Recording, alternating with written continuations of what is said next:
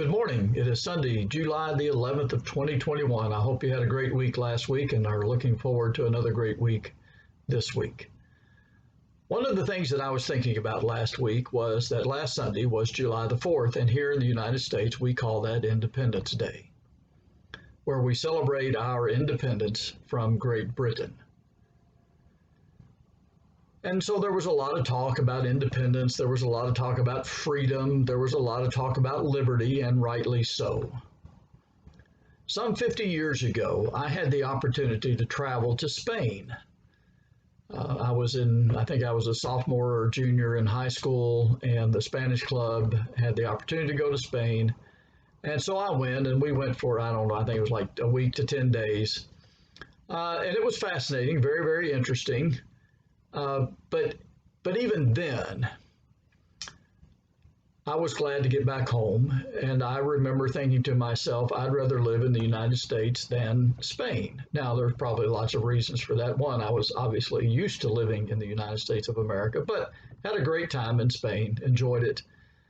And so lately, over the last, 10, 15 years, there's been a lot of talk about immigration.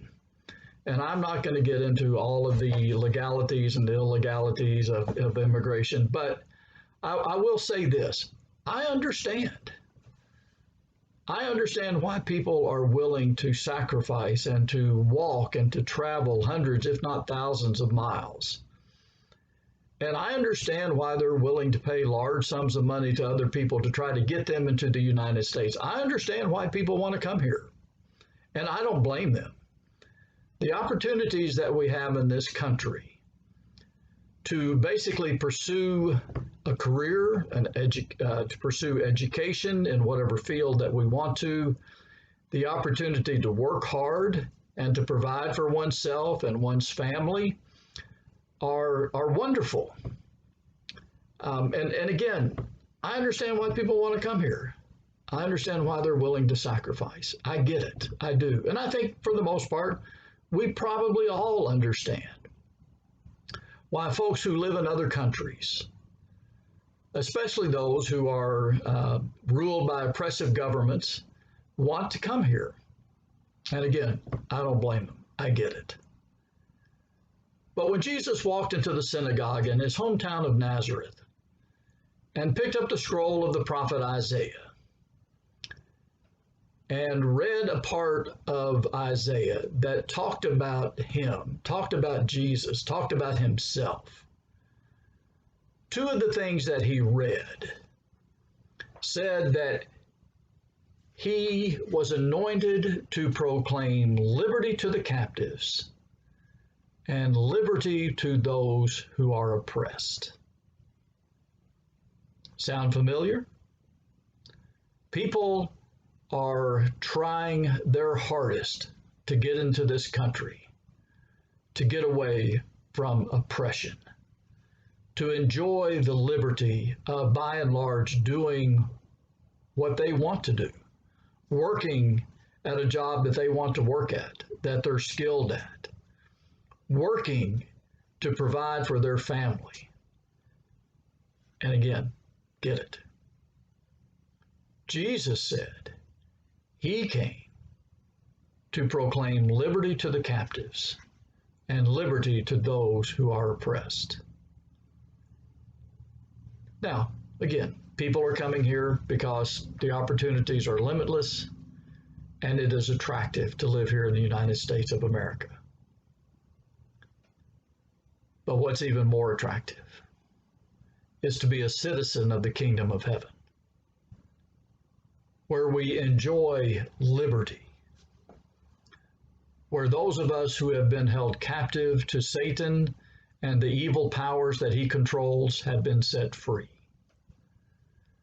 To those of us who have been oppressed by sin and who have been consumed and overwhelmed by our sin, have been set free from that by the blood of Jesus. Where else would you want to be other than a citizen of the kingdom of heaven, where we have liberty, where we have freedom, because of what Jesus has done for us. He loved us enough to leave heaven, come to this earth in the form of a man, and then humble himself as a man to become a servant, and then to give up his life there on Calvary, so that you and I could be set free. One of the things that we often say here in the United States of America is that liberty is not free. And there have been thousands of men and women who have given the ultimate sacrifice, who have given up their life, so that those of us who are here can be free, free to pursue an education if we want to, free to pursue whatever vocation that we want. The freedom that we enjoy as a citizen of the kingdom of heaven is not free. It cost Jesus his life. It cost God his Father to watch as his Son suffered and died there. That is not something that we should take lightly. That liberty we should celebrate every day by being the salt and light that God our Father would have us to be. Think about this week. Think about the liberty that you and I, as sons and daughters of God and brothers and sisters of Jesus the Christ, enjoy.